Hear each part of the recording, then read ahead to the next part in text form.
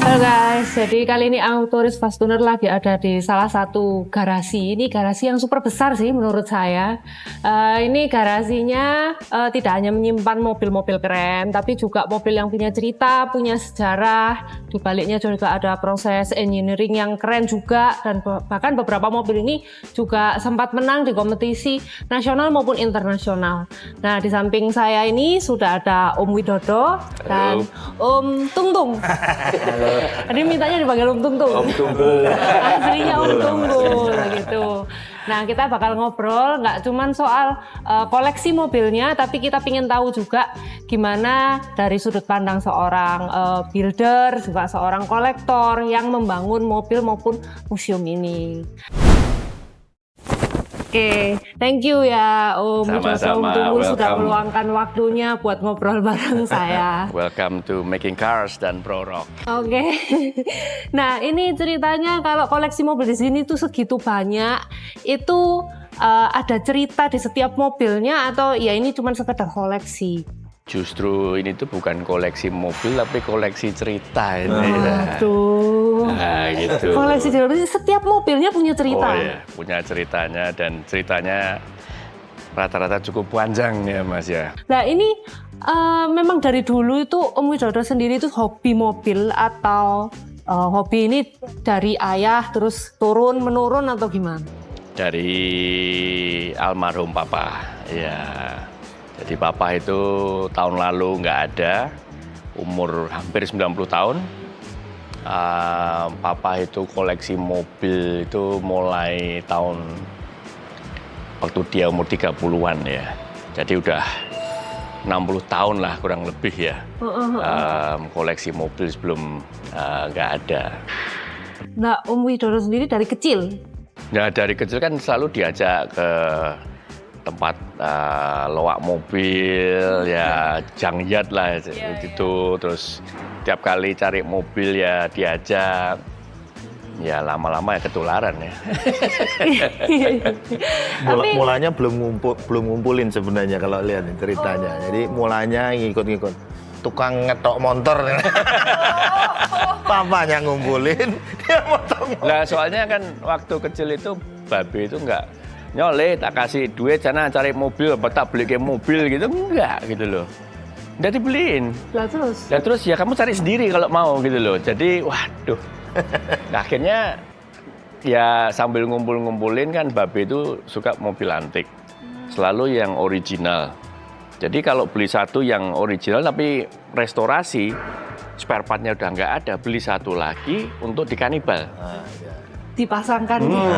Jadi sisa-sisa itu ya kalau kamu mau bangun mobil ya itu sana gitu loh. Nah, jadi ya jadi gresek-gresek yang lama-lama itu jadiin mobil. Dari gitu. rongsokannya jadi mobil gitu ya. Oke.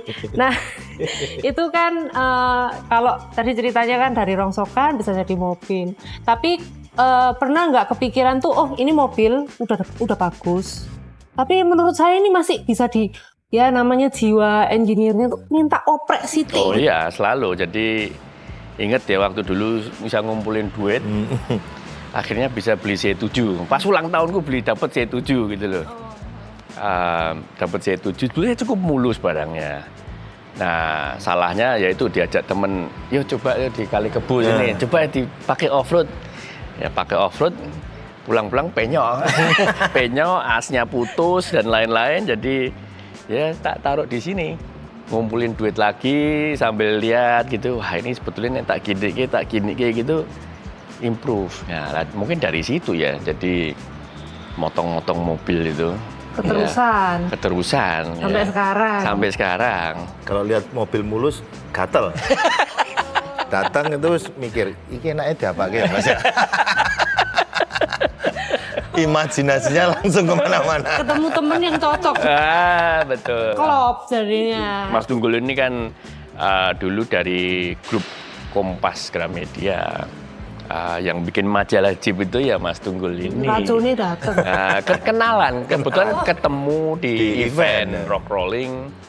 Mobil yang bagi pertama yang kita bikin Terus jadi ya teman sampai sekarang gitu ya. Keren. Nah ini kan kalau aku baca Om Widodo kan sampai sekolah di Amerika juga belajar fabrikasi itu ya. Nah kenapa kok sampai akhirnya memutuskan belajar di sana? Memangnya sekolah fabrikasi di sini atau Nggak ada. Ya nggak ada. sekolah Maksudnya fabrikasi. nggak mungkin belajar sendiri atau apa? Enggak, ya memang sebelum sekolah ke Amerika itu udah ya modif-modif mobil sendiri di sini pakai tukang-tukangnya papa kan. Terus ya itu loh lagi mulai banyak event jarum ya zaman dulu tuh. Ada-adanya ya, cuman itu Dulu toh yang ya. serinya itu Ya. Jarum Super Kan Offroad. sempet lewat Solo, ada event di Solo, lihat itu wah aku kok pengen gitu loh. Cuman yang aku lihat ini kok nggak ada safety-nya sama sekali. Nah, aku kan lulusan Australia engineering. Tiap hari kan yang di drill itu safety terus. Terus mau cari bengkel seluruh Indonesia yang builder ya, yang bisa, yang proper bisa bikin mobil off-road itu hampir nggak ada gitu loh. Ya, ada dulu orang bule dari Amerika bikin workshop, tapi pas saya ke situ pas mau Balik ke kukut. Amerika. Kukut, Iya. terus mau packing mau cabut gitu loh. Jadi nggak bisa. Terus ada internet, searching ada sekolahan di Amerika gitu ya. Nah kalau masalah edukasi, Babe itu nggak pernah ngelarang gitu loh. Waktu itu udah bantu di sini Mitsubishi kan. Iya. Terus ya wes lah. Ya kalau mau belajar ya sana. Waktu itu nggak mikir belajar untuk bikin workshop seperti ini, nggak mikir untuk bisnis. Tadi belum kepikiran prorok tuh belum. Nama prorok sudah ada, tapi Tapi bukan untuk bisnis gitu loh. Jadi sekedar hobi. sekedar hobi gitu loh. Setelah balik bikin mobil itu ikut event, orang lihat diliput Mas Tunggul, akhirnya jadi kayak gini deh. Medianya masuk langsung. Ya, jadi kalau dulu waktu ketemu pertama kali di eventnya Rock Rolling itu, kalau biasanya kan kita lihat mobil-mobil off-road yang zaman eranya itu tuh sasis asli, ditambahin pakai pipa, dipotong-potong ini. Ini mobilnya dia ini beda banget. Jadi bener-bener aku kayak lihat majalah dari Amerika gitu. Walaupun pada saat sebelum itu aku mau lihat mobilnya aja nggak boleh sama anak buahnya dia. Tapi banyak cerita gitu. Jadi nunggu bosnya dulu. Wah kok sombong banget. Yang lain aku boleh lihat kok, ini kok nggak boleh gitu loh. Rupanya kesini tuh baru kejawab. Itu beneran masih baru jadi. Dari Solo ngecatnya pun di atas truk. Jadi catnya masih basah di sana. Jadi nggak boleh dibukain, nunggu dia ngintip dulu. Biar kering, yakin kering baru dibuka gitu loh. Covernya itu lengket. Covernya lengket. Pas aku lihat, wah ini mid engine, single seater, bentuknya miring-miring, khasnya off-road rock rolling di Amerika ini beda banget. Nah, sejak kita nulis ini, dunia off-road Indonesia mulai, oh ini ada orang ini. Mungkin yang lain jadi terpacu. Baca tulisanku, baca liputan di majalahku dulu, jadi orang bikin. Nah ini termasuk kalau aku boleh bilang ya, yang memberi warna off-road dari zaman dulu yang tradisional sampai terus sekarang sampai maju. Kalau sekarang kita mau lihat di anak-anak speed off-road, di anak teknologi yang Amerika sekarang pakai, itu di Indonesia sudah banyak yang pakai. Jadi kita boleh bangga lah, kita nggak ketinggalan jauh. Karena aku pernah liputan ke Malaysia juga, diledek sama orang Malaysia ya kan. Orang Malaysia sekarang belajar sama kita.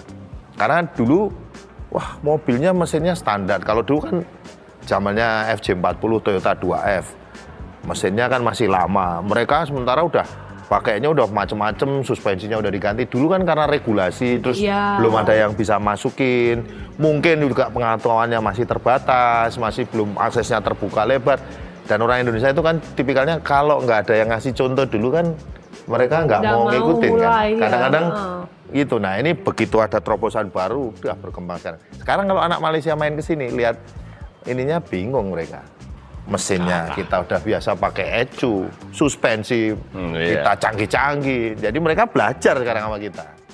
Itu. Boleh ya, boleh bangga ya. Boleh dong, harus bangga. Bangga Siti lah. Tuh, mainan off-roadnya kita juga lebih komplit dulu. Sekarang ini. Kalau di sana kan taunya cuma adventurean. Kalau kita kan ada speed off-road, ada rock crawling, ada macam-macam gitu. Ya pokoknya Amerika banget lah di sini potretnya. Iya. Ya sekarang Indonesia banget. Nah, sekarang Indonesia Soalnya orang banget. Amerika nggak bisa bikin kayak gini. Ah benar. Dengan time frame Nggak segitu. bisa bikin truk ya kan. Nah, Masuk akal. sekarang kita bawa Indonesia banget. Iya. Nah, ada nggak ilmu yang mungkin dari Om belajar dari Amerika itu yang ternyata nggak bisa diterapkan semua di Indonesia? Karena kan kita tahu kalau Indonesia ini kadang terbatas di ya beberapa hal. Terus juga manpower di Indonesia ini juga nggak, kalau bisa dibilang dibanding sama yang di Amerika ya pasti jauh ya. Waktu awal-awal itu apakah semua ilmunya bisa diterapkan atau dipilah-pilah, ada yang harus di-hold dulu? Memang kita tuh jauh ya dibanding Amerika. Jauh lebih pinter. Oke. Catat itu jauh lebih pinter. Ya, catat. Mereka kan tinggal klik besok sampai. Kita kan harus wah ini mikir ini nggak cocok. Oh iya. Aku harus ngakal. Orang Amerika kalah ide-idenya itu kalah sama sini. Mereka menang semua ada, equipment tinggal beli, Bahan baku murah. Iya, produsen shock apa-apa semua di sana. Jadi kalau ngomong kreatif, kita tuh jauh lebih. Tahun 2019. Discovery Channel USA main ke sini. Mereka udah kontak duluan, bisa nggak kita bikin show yang internasional. Satu episode internasional kita bikin modif mobil yang di Amerika nggak ada. Nah, kasih pilihan ini, akhirnya dipilih TAF Kebu, Daihatsu TAF. Terus dia pengennya biasanya di video dia tuh potong bodi, ban kasih lebih gede, modif-modif sedikit, cacat-cacat, off-road. Ya, datang sini dia tanya, mana mobilnya? Ini konsepnya apa? Aku tanya dia kan, ya kita cerita-ceritain itu. Aku bilang, udah jauh-jauh datang dari Amerika, cuman mau kayak gitu. What for? Gitu loh. Dia tanya, lah terus you punya ide apa? Gitu loh. Gimana kalau dipotong, bikin pickup, sasisnya dimodif, ganti gadan, ganti suspensi, ban velg, bumper, ini. Baem bikin. Bawa off-road. Bawa off-road. Dia bilang, kita di sini itu untuk total time itu 5 hari. Ya, I know. Ya, we can do it, gitu loh. Dia mau nggak mungkin bisa. Aku bilang, stop wasting time, let's do it now, gitu loh. Hah? Langsung, 3 hari selesai. Mereka cuma bengong dok gitu lihat. Padahal mereka profesional semua loh. Discovery Channel USA. Ya. Yang di belakang ini perang Australia project datang bikin ini. Kurang lebih ya sama. Setelah hari pertama mereka mati kutu nggak bisa apa-apa. Padahal mereka ya profesional bikin mobil. Kalau masuk di sini, nothing is impossible. All possible. Kalau mau dalam kurungnya. Gitu. Jadi kalau di sini semuanya timnya semua kita push untuk harus bisa. Sama kayak dia di-push sama papanya. Harus bisa. Akhirnya kebawa semua. Jadi ide liar kita wujudin gitu. Tapi kayak gitu tuh ada nggak sih yang dalam mengambil keputusan tuh biasanya kalau mau nge-build sesuatu tuh ada bagian tersulit nggak? Misalkan harus memutuskan kayak biayanya untuk bikin ini atau partnya ini kesulitan di sini itu yang tersulit biasanya di bagian mana? Nah nggak sulit aku nggak mau. Wong sini cari masalah senengannya. Nek biasa gampang-gampang bukan kita. Ya to be honest ya kita itu tiap hari nolak 2 customer, at least 2 customer. Karena kerjaannya it's boring gitu loh. Yeah. Kalau menantang nggak mau. Iya. Sini tuh nggak nyari duit kok sini tuh, nyari seneng. Nyari seneng. Ya. Tuh. Agak sulit ini. Pemahamannya sulit. Yang mau nanya langsung speechless. Iya. Aduh. Loh, kita bisa kok, Indonesia tuh bisa. Manpower-nya kalau yang didik, yang leadership-nya bagus tuh bisa. Why build boring stuff gitu loh. Ya. Iya kan? Iya. Ya. Oke. Tujuanku itu biar orang luar negeri itu lihat Indonesia itu, wah gila, mereka itu bisa. Ya walaupun aku belajarnya dari banyak dari ya orang Australia, orang Amerika, orang Jepang dan lain-lain, tapi ya kalau kita kreatif dan ya pengen gitu ya why not gitu loh. Iya kan? Iya. Itu berarti kalau misalkan bangun sesuatu, misalkan kayak mobil gini, itu dimulai dengan gambar dulu atau Om langsung udah pokoknya langsung dipotong dulu? Udah ada. Pertapa di depan mobil dulu. Nongkrong duduk ini tak pakai ya gitu loh. Oke, merenung dari Merenung wangsit dulu. ya. Oke. Jadi gini loh, kadang-kadang orang itu aku idenya nggak punya ide gitu loh. Jadi if you want energy, you have to use energy. Contoh, kalau kita cuma duduk manis gitu kan nggak dapat energi. Tapi kalau sering olahraga kan energinya bertambah kan. Ya.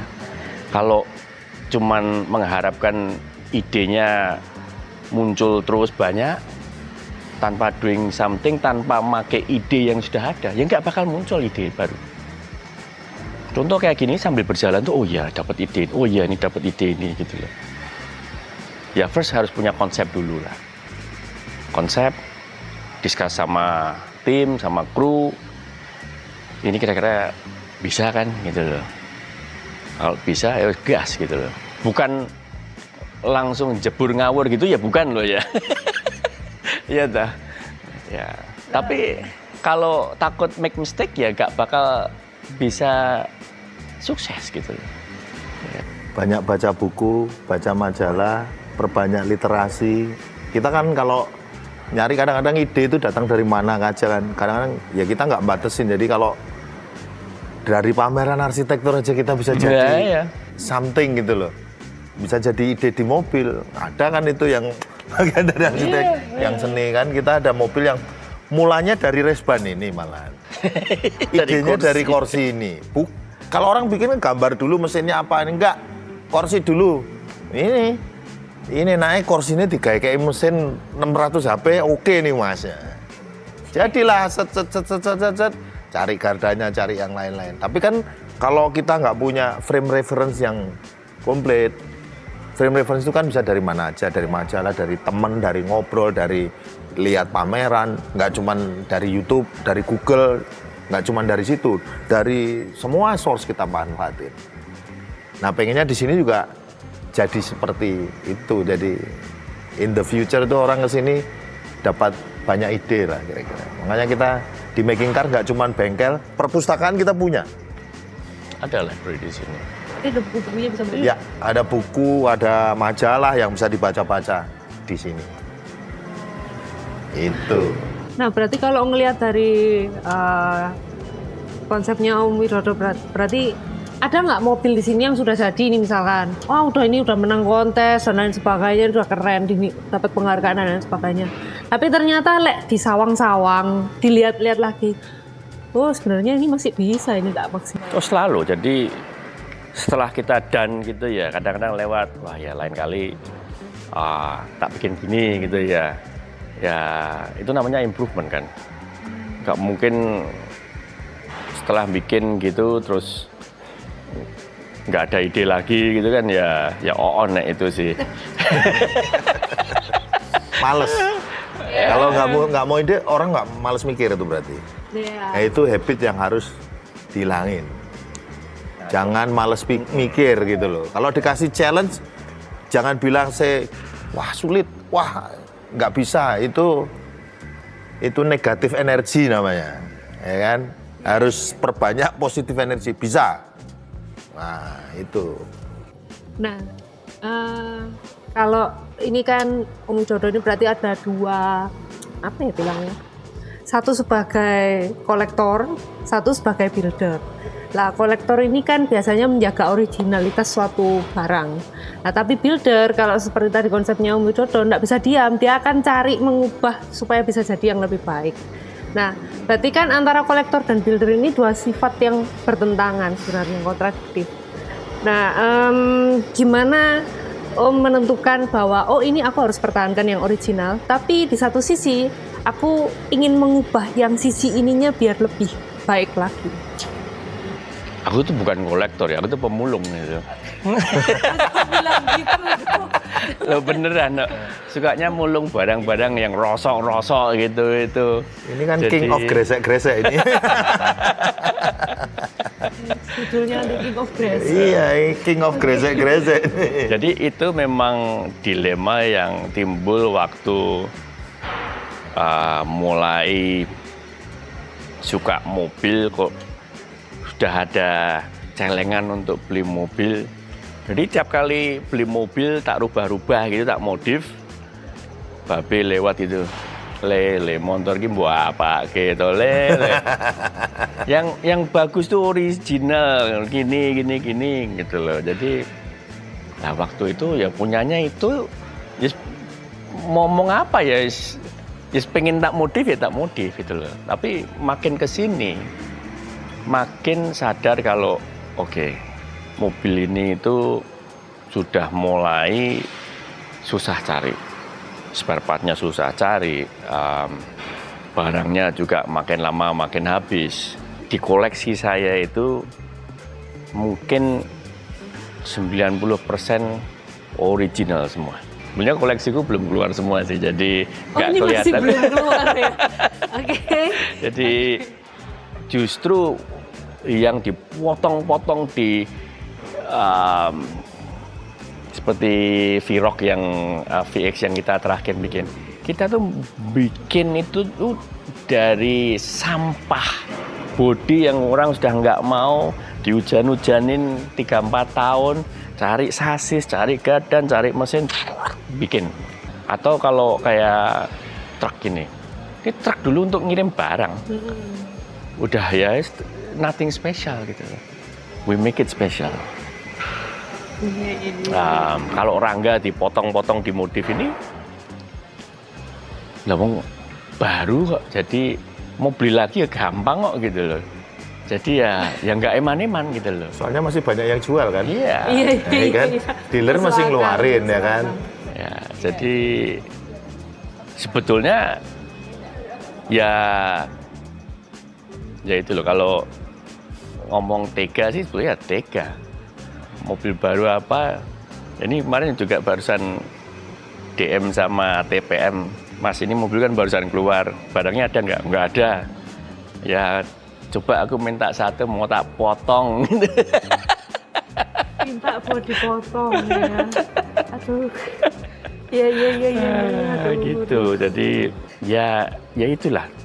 Tugasnya bikin Indonesia ini disorot sama internasional. Ya harus tega gitu. Ya, sebenarnya aku nggak tega kalau kayak yang udah kolektor item dipotong-potong. Banyak customer mbak kesini Mercy lama, ada 2 di sini. Oh kita udah 1 selesai juga. Suruh motong, aku bilang eman-eman pak.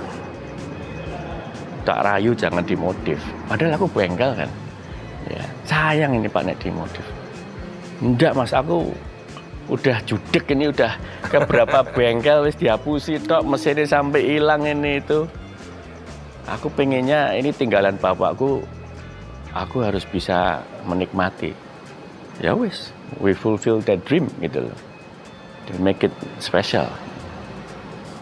Tapi dilihat gitu orang nggak lihat kalau oh ini dimodif. Jadi dari luar itu kayak standar. Jadi I understand gitu loh kalau mamanya punya mobil yang udah nggak bisa jalan, tapi original, ya buat apa gitu loh. Mending dimodif sedikit, dibikin modern, lebih nyaman dan lebih aman. Jadi rem-remnya tuh nggak kayak zaman-zaman dulu. Oh iya. Apa ngerem Senen? Enggak, berhentinya Rebo. Kalau enggak begitu direm mampir ke warung kopi, buang kiri terus gitu loh. Gitu. Jadi ya kalau ditanya ya do I keep cars yang original ya of course. Ya. Jadi besok cucuku itu bisa lihat mobil tahun 20, 25, 26 tapi masih baru grace 50 tahun lagi ya ada gitu nantinya. Nah, berarti kan kalau tadi sudah ngomong sama Om tuh berarti Indonesia ini sebenarnya tuh kreatif orangnya. Terus juga kita itu punya tenaga di sini juga ada. Tapi kenapa sih Indonesia itu kayaknya kalau dibilang maju di bidang otomotif masih belum terlalu maju industri kayak builder-builder seperti semacam Gogo Widodo. Itu sebenarnya kekurangan kita itu ada di mana?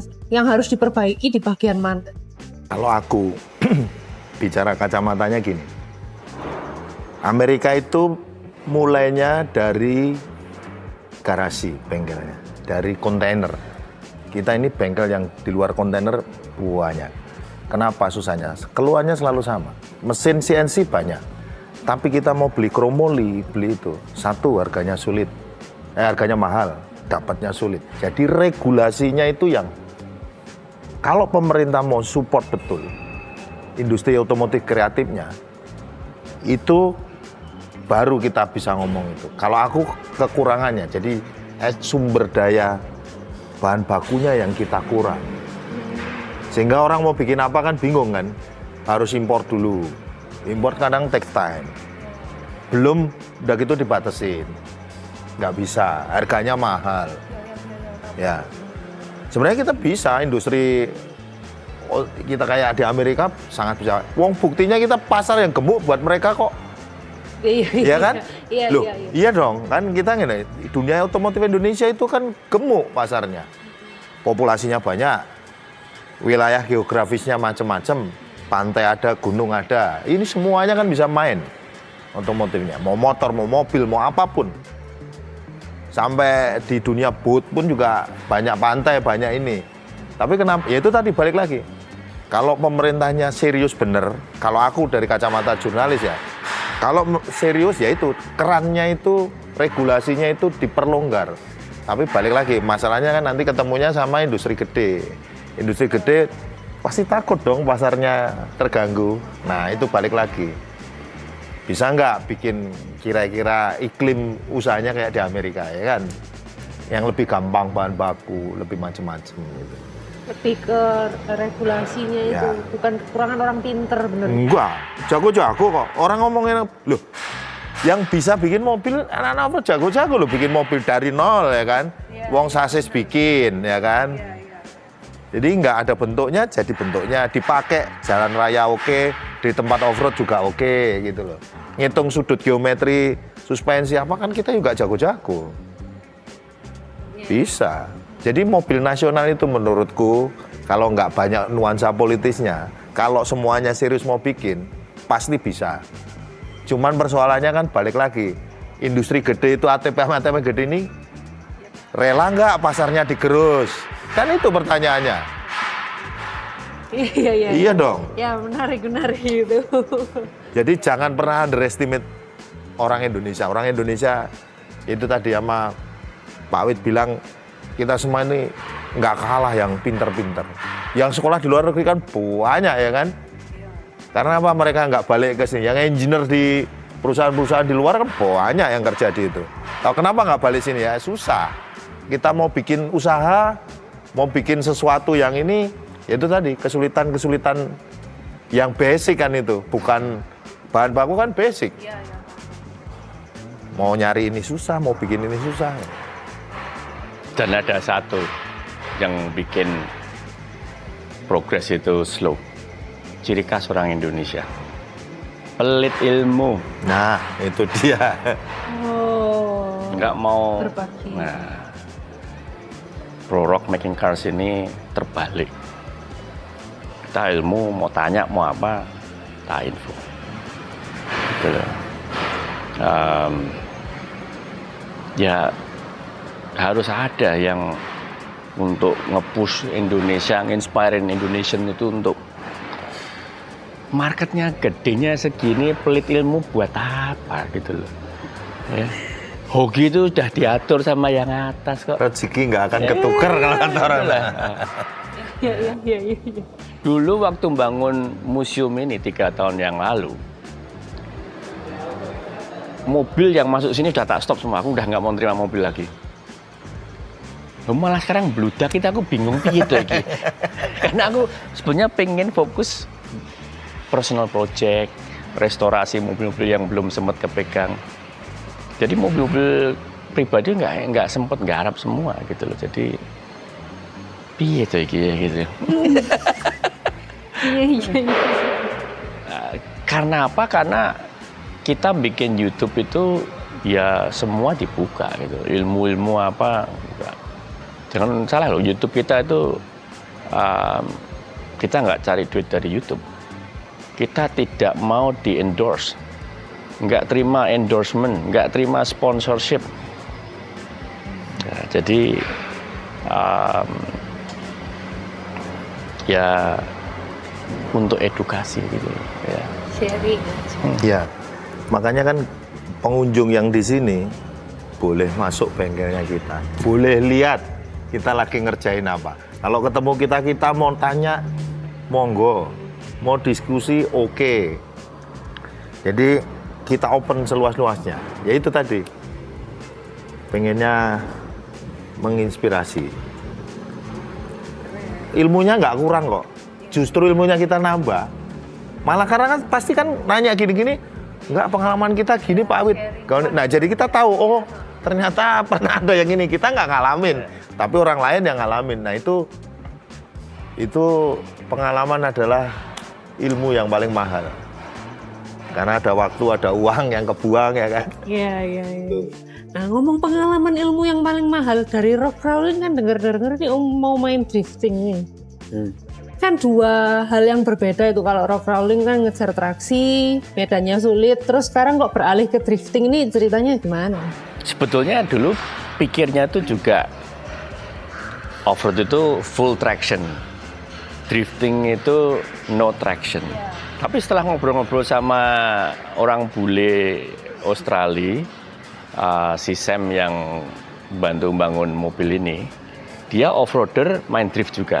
Dia sempat ngomong drifting itu bukan no traction, justru kamu tuh butuh traction. Tapi kamu bisa kontrol tractionnya on off-nya itu kapan gitu loh.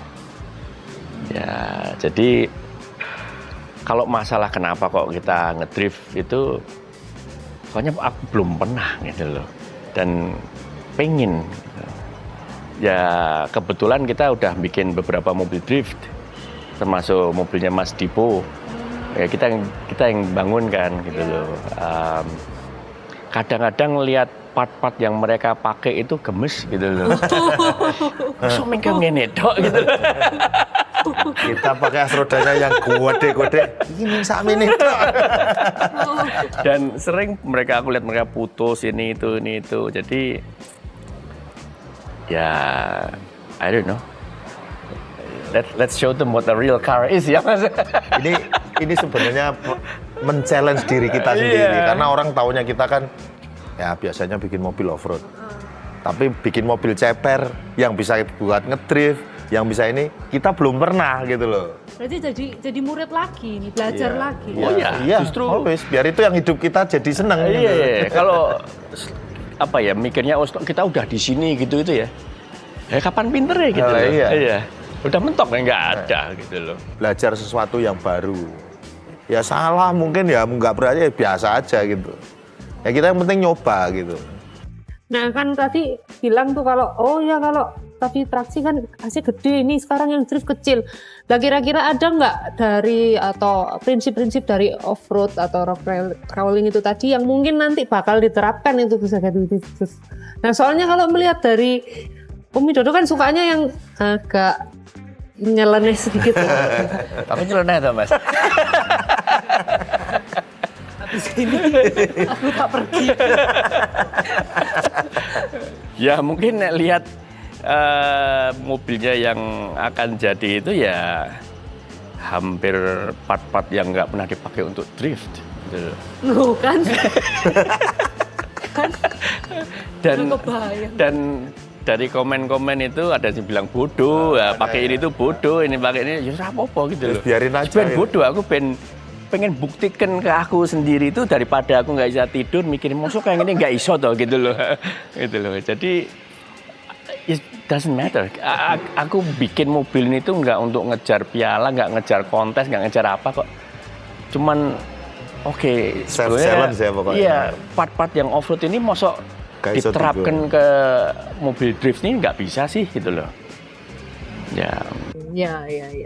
Tapi kan kalau ngelihat dari track record mobil-mobilnya Om It yang bangun itu kan kelihatan tangguh. Terus juga ya secara desain estetika itu bisa tak bilang karena saya orang desain. Jadi saya bilangnya desainnya itu oke. Nah, Thank you. dari segi balance, warna, terus utility livery-nya itu semuanya kan diperhatikan dengan baik. Tapi kalau kita ngomong soal mobil drift itu kan dipakai untuk rusak sebenarnya. Kalau dia sekali perputaran gini kan pasti ada part yang harus diganti, terus juga butuh gantinya itu cepat. Berarti sudah siapin dibikin mobil yang karakternya itu memang berbeda. Terus gimana caranya? Di off-road tuh pakai mobil ya buat dirusak loh. Jangan salah loh. Sama loh. Tahu, cuman kan pakainya itu maksudnya nggak sekali pakai terus rusak, terus maksudnya tuh gantinya kan nggak secepat kalau drift. Kalau drift itu kan kadang kan kalau saya kemarin ngeliput pas drift itu kan oh iya pas ini rusak langsung didandani, diperbaiki gitu loh on site. Ya nanti yang kita bikin nyerempet tembok atau nyerempet mobil orang lain, mekaniku paling mas tolong dilapi guys, kayak gitu aja. Itu maksudnya. Ini kan tadi ngomong partnya kan sak mini. Makanya kita pakai part off-road yang lebih heavy duty. Kita tes gitu. Kita biasa nggak hajar pohon, batu kok. Menyenggol mobil itu, silahkan disenggol. Iya. Penasaran. Oke, ini kan museum ini sebenarnya kan tujuannya menjaga supaya koleksi-koleksi atau benda-bendanya di dalamnya itu tidak berubah.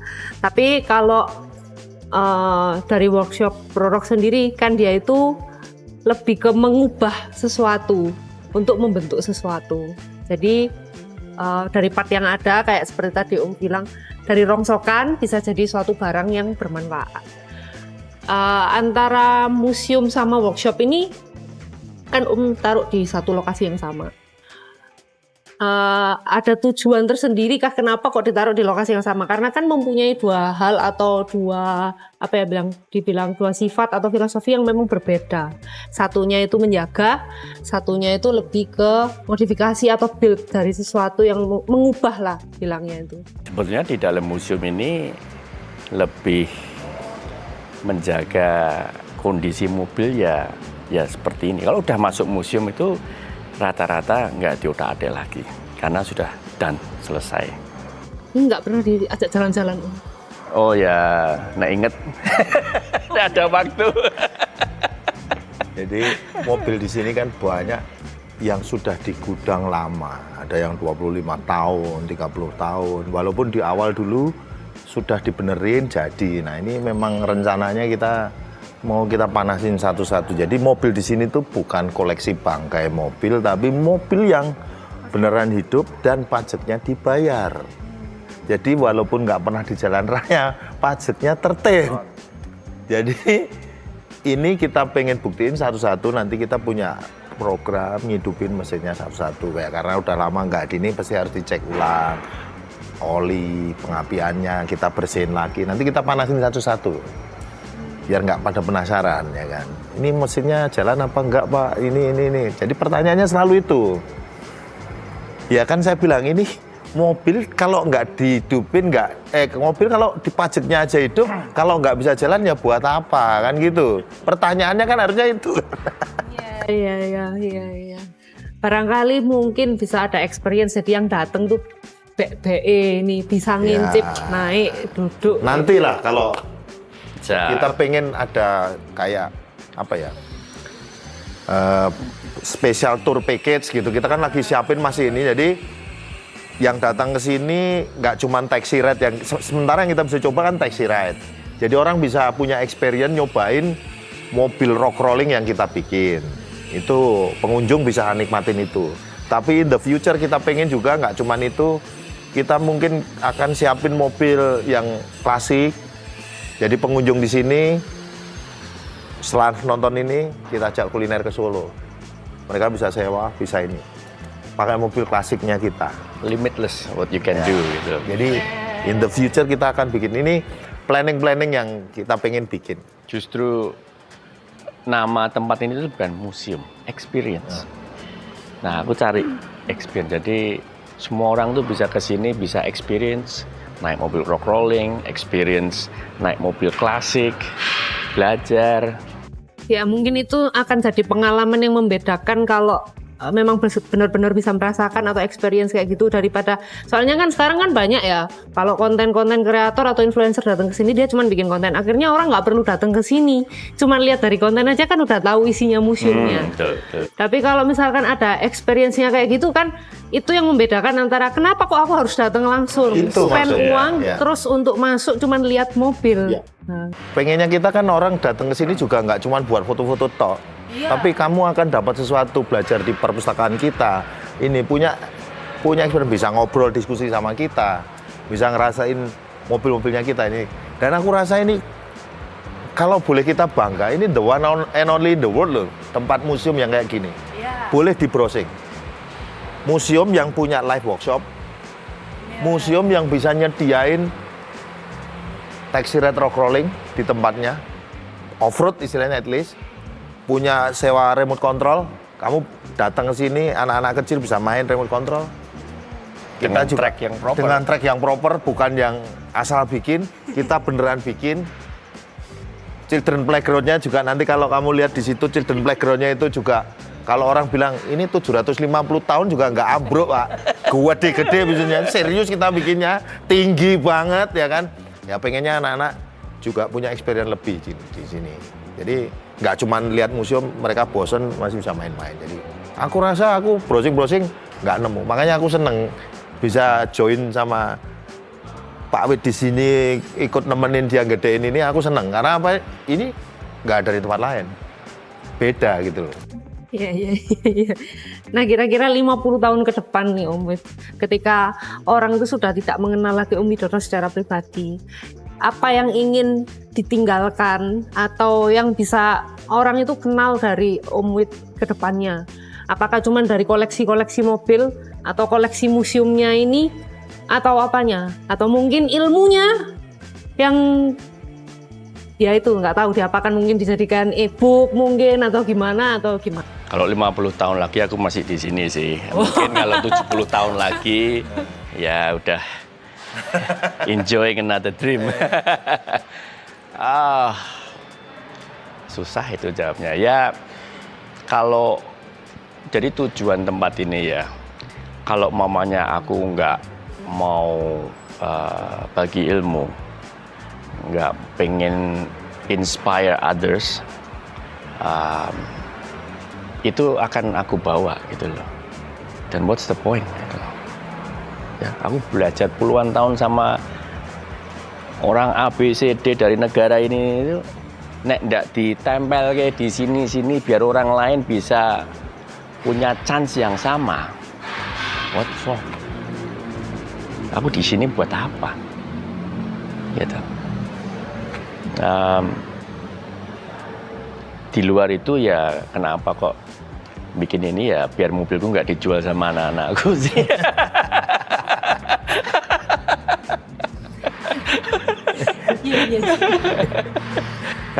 Kalau disimpan di gudang terus nggak ketahuan, lama-lama nanti pas browsing masuk di eBay, wah repot nih, pusing kepalanya.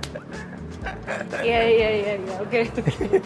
Ya one day lah, kalau aku bisa inspire anak-anak kecil jadi orang yang hebat gara-gara main ke sini, gara-gara nonton konten kita, itu udah more than enough for me gitu loh. Ya itu yang nggak akan pernah hilang. ya kan? Nggak cuma tempatnya, tapi legasinya kita terus ke bawah.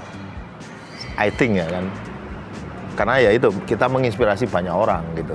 Tujuan kita adalah itu. Semakin banyak, pasti orang akan ingat, wah iya idenya itu aku gara-gara ke tempatnya Making Car Solo. Aku jadi bisa sekarang, aku bisa profesi punya ini. Itu nggak akan pernah bisa hilang. Tinta sejarah itu nggak bisa dihapus. Oke, terakhir aku pingin Om Widodo dan juga Om Tungtung kasih pesan buat generasi muda. Jadi generasi muda itu kedepannya harus gimana? Apalagi kan sekarang itu ya dengan kondisi Indonesia sekarang ini, mereka itu harus seperti apa mempersiapkan diri mereka ke depannya. Ya, ojo keset, itu satu lah. Jangan males. Itu kalau kita lihat sekarang itu anak-anak muda sekarang itu tuh wah belum apa-apa udah bilang aku nggak bisa. Ya. Pak ini nggak bisa Pak. Kalau aku terima dengan jawaban-jawaban seperti itu, museumnya ini ya nggak jadi kayak gini gitu loh. Ya, ya pakailah inilah. Gitu. Ya, jadi ini sama ini tuh harus sinkron. Ini tok tanpa ini ya nggak jalan gitu loh. Jadi ya nggak gampang proses dari SD, SMP, SMA, universitas sampai posisi sekarang ini itu banyak failure, banyak ngalamin problem. Ya it's not easy, memang nggak gampang. Apalagi anak muda-muda sekarang ya Mas, saingannya lebih banyak, ada AI gitu. Kalau aku titip pesan banyak anak-anak sekarang ini, yo kalau nyari kerja ya pokoknya kerja, enggak. Find your passion. Cari passionmu dulu. Karena kalau kamu ketemu passion, ya kayak kita ini sekarang. Jadi nggak usah disuruh belajar, nggak usah dicari ini, kamu pasti nyari sesuatu sendiri, bener kan? Jadi kalau mau sukses di kemudian hari ya find your passion, follow the path ya kan, udah itu, ikutin terus. Oke, keren. Ya itu tadi kita sudah ngobrol bareng sama Om Widodo dan juga Om Tungtung tentang cerita mereka, berbagi pengalaman mulai dari pro rock terus sampai akhirnya rock crawling, juga soal membangun mobil drift, dan terakhir semua cerita, semua sejarah itu semuanya sekarang tersimpan di Making Cars Museum Experience. Jadi buat kalian yang datang ke Solo, jangan lupa, jangan cuma ngelihat konten yang ada di sosial media, tapi datang sendiri, rasakan sendiri, nikmati experience-nya di Making Cars. Oke, kalian bisa lihat alamatnya di bawah ya. See you.